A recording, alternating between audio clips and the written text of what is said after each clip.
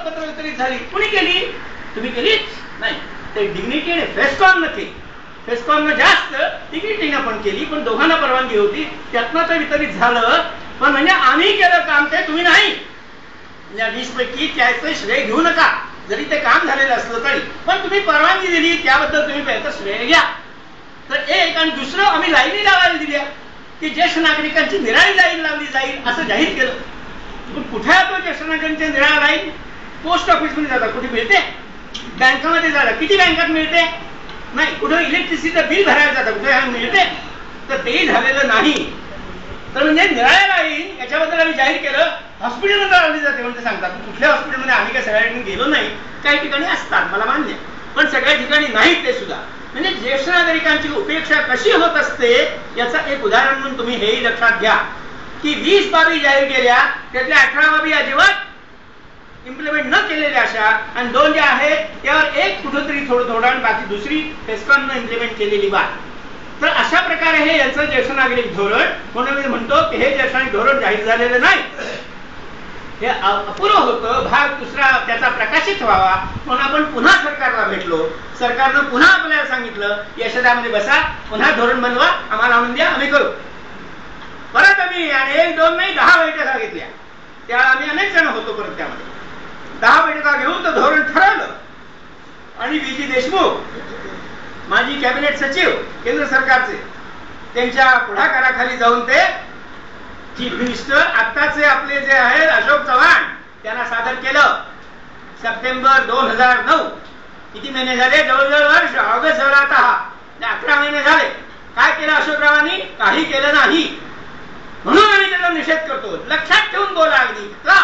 या कारणाकरता की इतकी उपेक्षा ज्येष्ठ नागरिकांची होते. यांना तयार बनवून जेवणाचं ताट दिलं तरी जेवायला तयार नाही, कारण ते ज्येष्ठ नागरिकांचं आहे.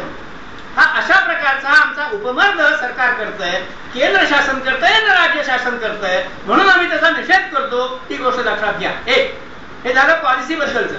या पॉलिसी नंतर पुढे काय काय करायला पाहिजे त्या गोष्टी आणखी निराळ्याच आहेत. ज्या राज्य सरकारने आतापर्यंत ही पॉलिसी जाहीर केली त्यापैकी कोणतंही राज्य सरकार त्याच्यावर पाहिजे तशी उपाययोजना पुढे करत नाही. आता कोणत्या राज्य सरकारांनी पॉलिसी जाहीर केली त्यापैकी थोडंस काही करणारे कोण आहेत? दिल्ली.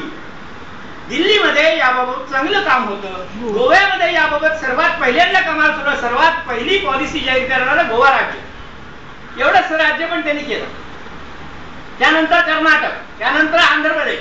आंध्र प्रदेशाने चांगलं केलं. तेव्हा आम्ही निराळी पॉलिसी नाही, नॅशनल पॉलिसी हीच आमची पॉलिसी, जेणेकरून हीच आमची पॉलिसी, हीच आम्ही इम्प्लिमेंट करणार. सोपं काम होतं. महाराष्ट्रात तसं करायचं होतं, नाही केलं.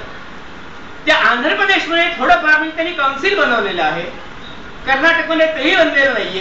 केरळमध्ये काउन्सिल बनलेलं आहे, गोव्यामध्ये काउन्सिल बनलेलं आहे आणि दिल्लीमध्ये काउन्सिल बनलेलं आहे. मध्य प्रदेशात काउन्सिल बनण्याचा प्रयत्न होता, तेवढ्याच सरकार झालं, नवीन झालं. अजून परत त्यांनी नंतर नवीन सरकारनं अजून काही केलेलं नाही, जरी तेच सरकार परत आलं तरी.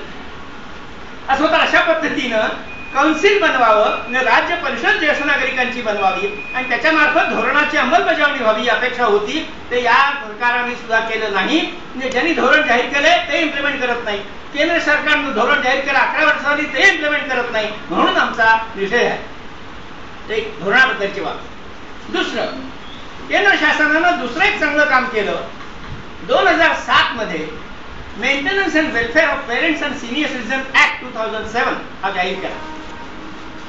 ज्यामध्ये अशी तरतूद आहे की जी मुलं नातवंड आपल्या आई वडिलांचा, आजी आजोबांचा सांभाळ करत नाहीत, म्हणजे सक्षम असूनही सांभाळ करत नाही, अशांना वटणीवर आणण्याकरता हा कायदा, की जर ते होत नसेल तर त्यांनी तक्रार करावी, ट्रायब्युनलकडे जावं. ट्रायब्युनल 3 महिन्यात त्याचा विचार करून निर्णय देईल आणि जर ते दोषी आढळली मुलं तर त्यांना 10,000 रुपयापर्यंत, सगळ्यांना 10,000 द्यायचा असा अर्थ नाही, ती क्षमता पाहून सांगितलं जाईल, ते ट्रायब्युनल ठरवेल. तोपर्यंत त्यांना अशा प्रकारचं दर महिन्याला त्यांनी मेंटेनन्स द्यावा, अशा प्रकारचं हा ऍक्ट जाहीर झाला. आम्हाला अनेक ठिकाणाहून लोकांकडनं अभिनंदनाची पत्र आली की हे तुम्ही फार बरं केलं. आमचा छळ चालू होता, आमच्या मुलांकडनं, आमच्या नातवंडांकडनं, आमच्या नातेवाईकांकडनं आमचा छळ चालू होता, त्याला यातनं आळा असेल आणि आम्ही चांगलं जीवन जगू शकू असं वाटतं, अशी म्हणणारी पत्र. याचं काय झालं पुढे? हा 2007 मध्ये त्याचे कानून जे काय असतात, त्याची रूल्स जे असतात ते, किंवा आणखी जे काही घोषणा व्हायच्या त्या, किंवा त्याबद्दलचे आणखी काही GR कार्ड नोटिफिकेशन करायला लागतात, ती करावी सर्व 6 महिन्यात होतील असं केंद्र सरकारनं जाहीर केलेलं होतं. डिसेंबर 2007 मध्ये ऍक्ट झाला, तर जून 2008 पर्यंत हा ऍक्ट भारतभर लागू होईल